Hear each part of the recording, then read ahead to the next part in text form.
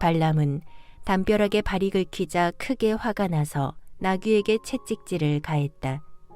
칼을 빼든 여호와의 천사는 왼쪽으로나 오른쪽으로 피할 수 없을 만큼 좁은 골목까지 나귀를 바짝 몰아붙였다.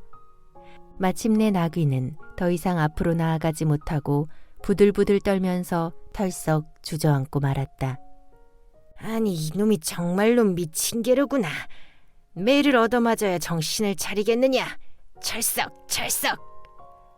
술사 발람은 화가 머리끝까지 나서 자기 지팡이로 나귀를 마구 때렸다. 그때 여호와께서 나귀의 입을 열어주셨다. 그러자 나귀는 갑자기 사람의 말로 발람에게 대꾸했다. 아유, 주인님, 도대체 내가 무슨 잘못을 저질렀기에 3번씩이나 나를 때리십니까? 그만 때리란 말입니다. 아니, 세상에 이럴 수가. 나귀가 말을 하다니. 발람은 기절초풍할 지경이었다. 그도 그럴 것이 나귀가 사람의 말을 하다니 왜 놀라지 않겠는가. 그런 와중에도 겨우 정신을 수습한 발람이 나귀에게 야단을 친다. 이놈, 네가 나를 바보로 만들지 않았느냐? 어째서 멀쩡히 잘 가던 길에서 벗어나 이 난동을 부리냔 말이다. 만일 내 손에 칼이 있었다면 너를 당장 베어버렸을 것이다. 그러자 나귀가 발람에게 다시 대꾸했다. 주인님, 생각해 보십시오. 나는 평생 주인님이 타고 다니던 나귀가 아닙니까? 제가 이제껏 지금처럼 날뛴 적이 한 번이라도 있었습니까? 그게 없었지. 그런데 어째서 오늘따라 그랬느냔 말이다, 대체. 바로 그때 주께서 발람의 눈을 열어주셨다. 이럴 수가.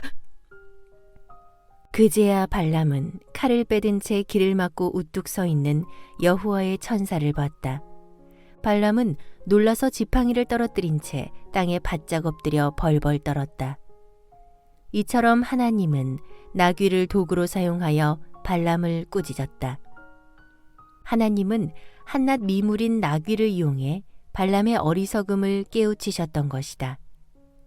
당대 최고의 점쟁이라는 자만심에 빠져있던 발람에게 그의 영적 통찰력이란 것이 나귀의 생각에도 미치지 못하는 그야말로 얼마나 보잘것없고 무능한 것인지를 생생하게 일깨워 주셨다. 당시 발람은 탐욕의 눈이 멀어 나귀조차도 볼 수 있었던 여호와의 천사를 전혀 볼 수 없었다. 하나님께서 발람의 눈을 밝히셨을 때에야 비로소 그는 칼을 빼들고 길 중앙에 우뚝 서 있는 여호와의 천사를 볼 수 있었다. 여호와의 천사가 발람에게 말한다. 발람, 어쩌자고 내 나귀를 3번씩이나 후려치느냐? 내가 여기까지 온 것은 무모한 길을 나선 너를 막기 위해서니라. 나귀는 나를 보고도 3번이나 피했느니라. 만일 나귀가 나를 피하지 않았더라면 지금쯤 나는 너를 죽이고 나귀만 살려두었을 것이다. 주님, 제가 죄를 지었습니다. 이 몸은 주께서 길을 막고 서 계신 것을 전혀 알지 못했습니다. 주께서 달갑게 여기지 않으신다면 지금이라도 당장 고향으로 돌아가겠습니다. 그리할까요? 이때 발람은 자신의 죄를 진심으로 회개했을까? 아니다. 나중에 그가 보인 간교한 행적을 보면 그는 이때 진실한 회개를 한 것이 아니라 단지 하나님의 초자연적인 등장에 두려움을 느껴 잠시 자책했을 뿐이다. 그는 예언자 행세를 하면서 살았지만 돈에 쉽게 넘어가는 거짓 예언자였다. 그래서일까 여호와의 천사가 발람에게 말한다. 아니다. 되돌아갈 필요 없다. 너는 모압 왕의 사신들과 함께 계속 길을 가거라. 하지만 모압에 이르면 내가 이르는 대로만 말해야 하느니라. 네, 주님, 그리하도록 하겠습니다. 그렇게 하고 말고요. 그래서 브돌의 술사 발람은 모압 왕 발락이 보낸 고위 사절단을 따라가던 길을 계속 갔다. 술사 발람이 모압 왕 발락의 영접을 받다. 22장 36절에서 41절. 마침내 발람이 이곳으로 오고 있구나. 모압 왕 발락은 술사 발람이 사절단과 함께 내려오고 있다는 소식을 보고받고 모압 국경 근방에 있는 아르논 강가의 성읍까지 몸소 나가서 영접했다.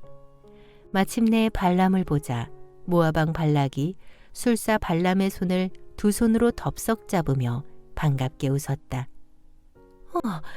그대가 그토록 유명한 발람 술사요. 예, 소신이 발람입니다, 폐하. 어서 오시오. 정말 잘 오셨소. 왕이시여, 이렇게 멀리까지 소신을 직접 마중하시다니 황송하여 몸둘 바를 모르겠습니다. 진즉에 오시지 않고요. 내가 그토록 빨리 와달라고 재촉했는데 어째서 오지 않았던 것이오. 내가 후한 보답을 못해드릴까 생각하셨소. 어쨌든 이제라도 오셨으니 잘 되었소. 모압 왕은 이제 이스라엘 따위쯤은 걱정 없다는 식으로 나라를 구한 영웅을 맞이하듯 발람을 크게 환대했다. 이에 발람이 대답한다. 우여곡절이야 있었지만 결국 이렇게 오지 않았습니까? 하지만이라니 무슨 문제가 있는 것이오? 술사 발람은 약간 머뭇거리며 계속 말한다. 제가 왔다 한들 이 몸은 그저 하나님께서 제 입에 담아주시는 말만 할 수 있을 따름입니다. 그건 됐소이다. 걱정하지 마시구려. 자, 어서 나와 함께 가십시다. 모압 왕은 발람이 겸손을 차린다고 생각하고는 별 생각 없이 서둘러 기럇 후손 마을로 내려갔다. 아르논강 근처에 있는 이 마을은 모압 영토 내에서 매우 중요한 요충지였다. 여기서 모압 왕은 소와 양을 잡아 발람을 후하게 대접했다. 발람을 데리고 온 사절단도 함께 참석한 성대한 연회였다. 이때 모압 왕이 짐승을 잡은 것은 단순히 잔치를 위한 것만이 아니다. 상호 우위를 다지는 잔치의 성격과 더불어 향후 베풀어질 발람의 신탁이 순조롭게 진행되기를 바라는 기원의 제사다.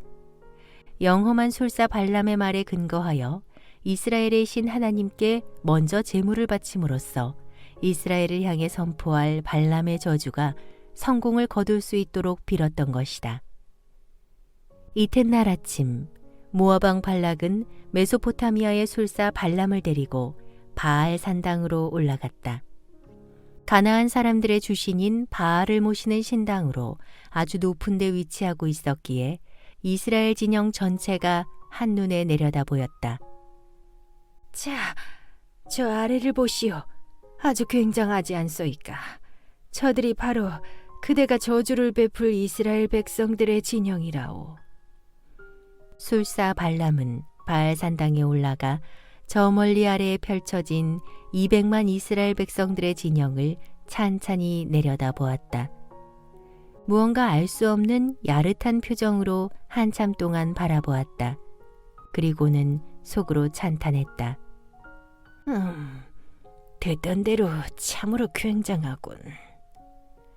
술사 발람은 이스라엘 백성들의 장엄한 장막촌을 두 눈으로 확인하며 수십 년 동안 광야를 이동하면서도 살아남은 기적의 행렬에 놀라움을 금할 수 없었다. 그러나 모압 왕과 그의 신하들에게는 속마음을 드러내지 않았다.